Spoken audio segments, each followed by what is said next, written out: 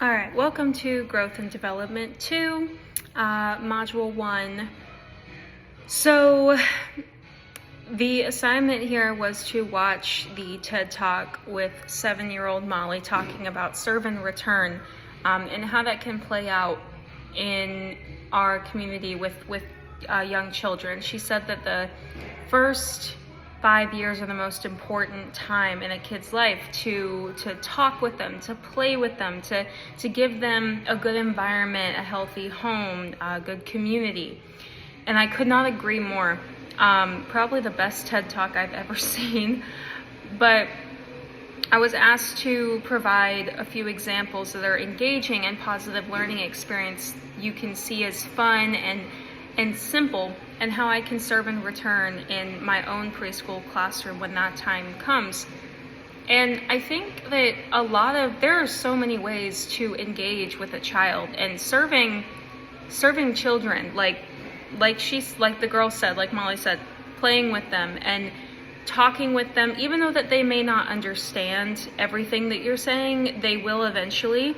And the more that you engage with them, the more that it's making their motor functions and their brain waves start flowing, because if they don't have anything around them to engage themselves in, their brain just kind of sits flat in a certain amount of ways, because you've got brain waves that they're stimulated by things they see, things that they taste, things they smell.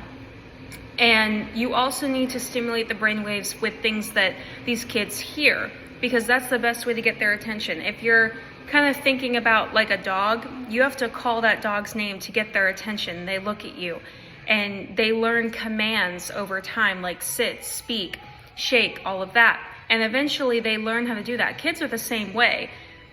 So a really good few ways just to stimulate those brain waves and get them to engage: talk to them, have conversations. A thing that was happening with me when I was little was my mom would use big words.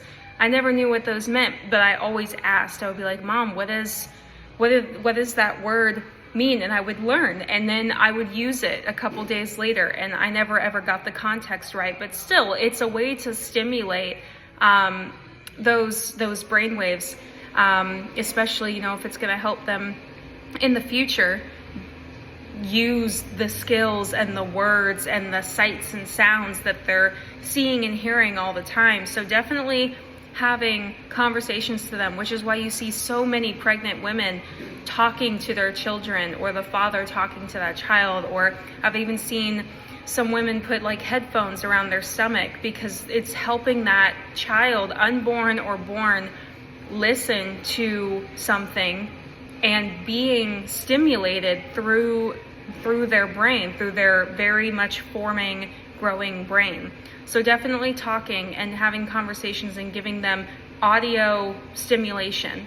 Another one, engaging by touch. That was the other sense, is getting stimulated through your brain by what you feel, like hugging your child or your student, or just like a playful tap on the arm, like good job, or like a little rub on the shoulder.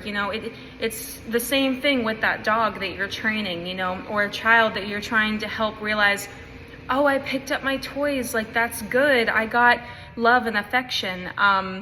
So stimulating that child's brain by hearing, and by touch, or by words, and their sights, having them see new things. Those would definitely be some good examples, but definitely important ways to serve and return in children's lives.